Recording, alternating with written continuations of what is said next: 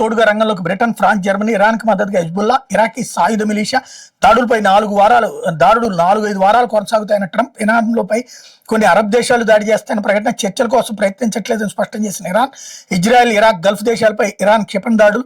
Aramco చమురు రిఫైనరీపై దాడి, సరఫరా బంద్, ఇరాన్పై మరింతగా విరుచుకుపడుతున్న ఇజ్రాయెల్, లెబనాన్లోని హెజ్బుల్లా స్థావరాలపై బేకర్ దాడి, నతాంజ్ అణు కేంద్రంపై ఇజ్రాయెల్ దాడి, హోర్ముజ్ మార్గంలో చమురు నౌకలపై డ్రోన్ దాడులు, భారతీయుడు సహా 2 మృతి, కూలిపోయిన 3 అమెరికా F-15E ఫైటర్లు,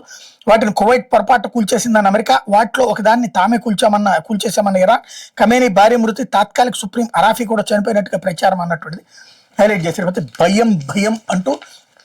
విమానాల రద్దుతో గల్ఫ్ దేశాల్లో అగచాట్లు,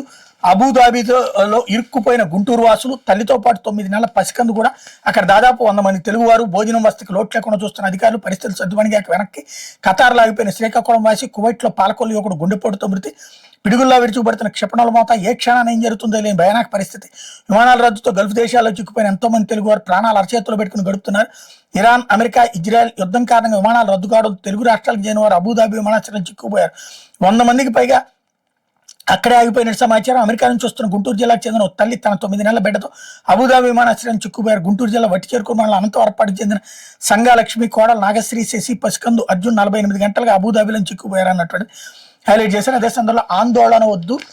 అండగా ఉంటాము, పశ్చిమాసియాలో చిక్కుకున్న రాష్ట్ర ప్రజలకు సీఎం భరోసా, తెలుగు వారందరినీ ఆదుకోవాలని అధికారుల ఆదేశం, ఏపీ ఎన్ఆర్టీ ఆర్టీజీఎస్ బాధ్యతలు అప్పగించిన చంద్రబాబు, కేంద్రంతో సమన్వయం చేసుకుని తగిన ఏర్పాట్లకు ఆదేశం అన్నటువంటి హైలైట్ చేశారు.